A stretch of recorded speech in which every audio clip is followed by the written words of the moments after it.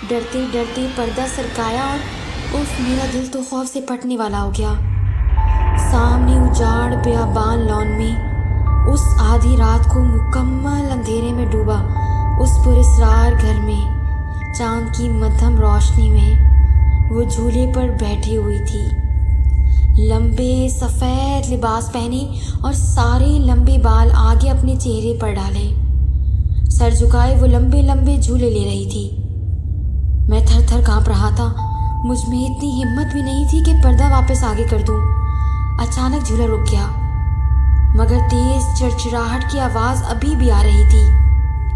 جھولے پر بیٹھی ہوئی عورت نے اپنا جھکا ہوا سر آہستہ آہستہ اوپر کرنا شروع کیا، جیسے کوئی سلو موشن کا سین چل رہا ہو۔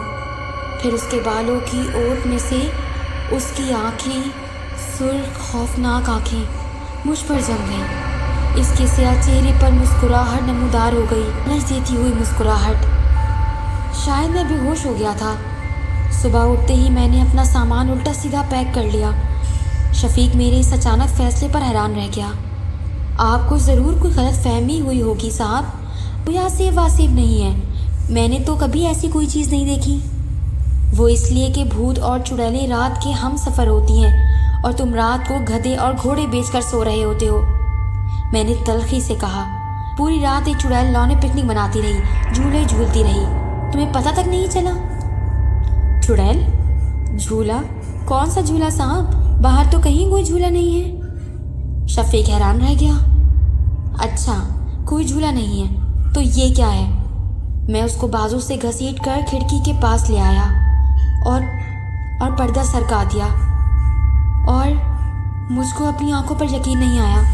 لان دور تک بالکل خالی پڑا تھا، وہاں کوئی جھولا نہیں تھا۔ دیکھا صاحب، شفیق نے فاتحانہ انداز میں کہا، اگر مجھے 100% یقین تھا کہ میرے ساتھ پیش آنے والا واقعہ وہم نہیں ہے۔ میں نے شفیق کی ایک نہ سنی اور واپسی کے لیے نکل گیا۔ حالانکہ سورج کی تیز روشنی چاروں طرف پھیل چکی تھی، مگر میرا ڈر دور ہو کر نہیں دے رہا تھا۔ بار بار وہ سفید لباس والی مخلوق اور وہ جھولا آنکھوں کے آگے آ رہا تھا، اور وہ منظر جب وہ عورت آہستہ آہستہ سر اٹھا رہی تھی، اس کا بھیانک چہرہ مجھے یاد آ گیا، اور جیپ اس جھٹکے سے رک گئی۔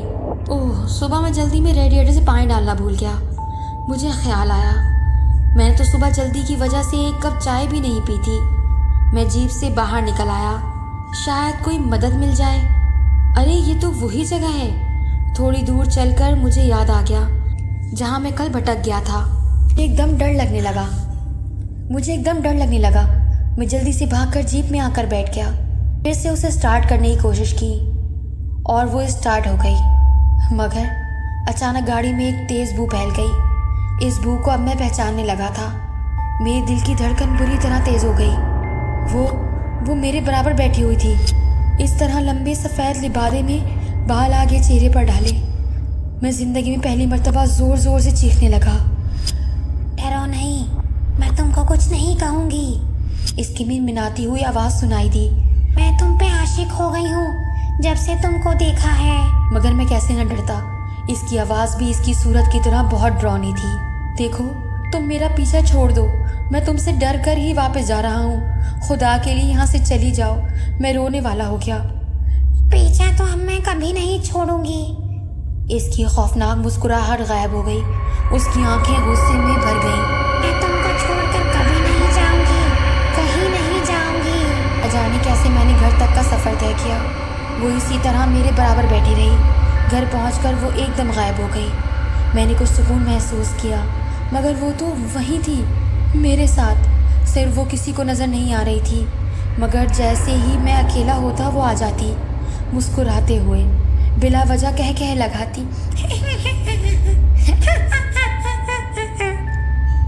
وہ ایک پل کو میری جان نہیں چھوڑتی تھی۔ جب میں واش روم جاتا تو باہر دروازے سے لگ کر کھڑی ہوتی۔ وہ میرے سوا کسی کو نہ نظر آتی تھی، نہ ہی اس کی آواز کسی کو سنائی دیتی تھی۔ آرام سے کمرے کے کسی کونے میں موجود اپنے بالوں کو اونٹ سے مجھے دیکھتی رہتی تھی، اور کبھی کبھی تو رات کو میری آنکھ کھولتی تو چھت سے الٹی لٹکی میرے اوپر جھکی ہوتی تھی۔ اس نے مجھے اتنا خوف زدہ کر دیا تھا کہ ڈر سے میرا دل بے حد کمزور ہو گیا۔ صرف اس وقت وہ چلی جاتی تھی جب میری بیوی میرے ساتھ ہوتی تھی۔ رقابت کی آگ اس چڑیل سے بالکل برداشت نہیں ہوتی تھی۔ انکل شہزاد نے یہ سارا قصہ تفصیل سے اور ڈر کے کانپتے ہوئے سنا دیا تھا۔ قسمت کے کھیل کتنے نرالے ہوتے ہیں۔ ساری زندگی حسین خواتین سے دل لگی کرنے والے انکل شہزاد ایک سچی عاشق کے ہاتھوں دل کے مریض بن گئے۔ اب کیا کیا جائے؟ جو عاشق ایک چڑیل تھی، ایک عرصے تک جس بیوی کے سائے سے بچتے تھے، اچانک اس کے آنچل میں پناہ مانگنے لگے۔ خیر، نہ جانے یہ عجیب پراسرار کھیل کب تک چلتا رہا۔ انکل نے نوکری چھوڑ دی، کہیں آنا جانا بالکل ترک کر دیا۔ پیلا زرد چہرے لیے گھر کے کسی کونے میں اکڑو بیٹھے تھر تھر کانپ رہے ہوتے۔ پرانے زمانے کے چند خوبصورت روایتوں میں سے ایک یہ بھی ہے کہ گھر زیادہ تر ذاتی ہوا کرتے تھے۔ شکر ہوا کہ انکل شہزاد کا گھر بھی ان کے ابا کا بنوایا ہوا تھا۔ جب انکل کی نوکری چھوٹ گئی یا انہوں نے چھوڑ دی تو چند دنوں بعد گھر میں کھانے کے لالے پڑ گئے۔ پھر ان کی اماں جان نے کچھ اضافہ کروا کر اوپر کی منزل کرائے پر اٹھا دی۔ جیسے تیسے گزارا ہونے لگا۔ زہرا خالہ کی نہ تو اتنی تعلیم تھی، نہ ہی تو اتنا اعتماد کہ کہیں نوکری کر لیتی۔ اوپر سے دونوں بچیاں بھی گھر کے اتنے عجیب اور گھٹے ہوئے ماحول کی وجہ سے اتنی کم ہمت اور کم اعتماد نکلیں کہ ٹھیک سے بات تک نہیں کر پاتی تھی۔ ڈھیر سارے خیال گزرے۔ شہزاد انکل کی اماں آخرکار دنیا چھوڑ گئیں۔ بچیاں بڑی ہو گئیں۔ شہزاد انکل کے اوپر عاشق مخلوق کے عاشق لا حاصل بھی آخر مدھم ہو گیا۔ اب وہ ہر وقت ان کے پاس نہیں ہوتی تھی، بلکہ کبھی کبھار اپنے محبوب کے درشن کرنے تشریف لایا کرتی تھی۔ تو یہ ساری رام کتھا تو وہ ہے جو میں اپنے بچپن سے سنتا چلا آیا ہوں، مگر اب میں اصل بات کی طرف آتا ہوں۔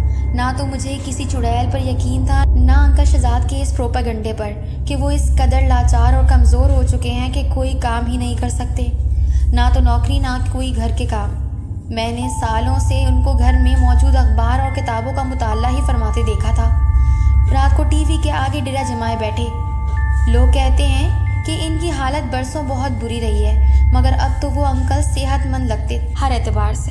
ان کا کہنا تھا کہ شاید خوفزدہ رہ رہ کر ان کا اعتماد جواب دے چکے ہیں اور وہ کوئی کام کر ہی نہیں سکتے۔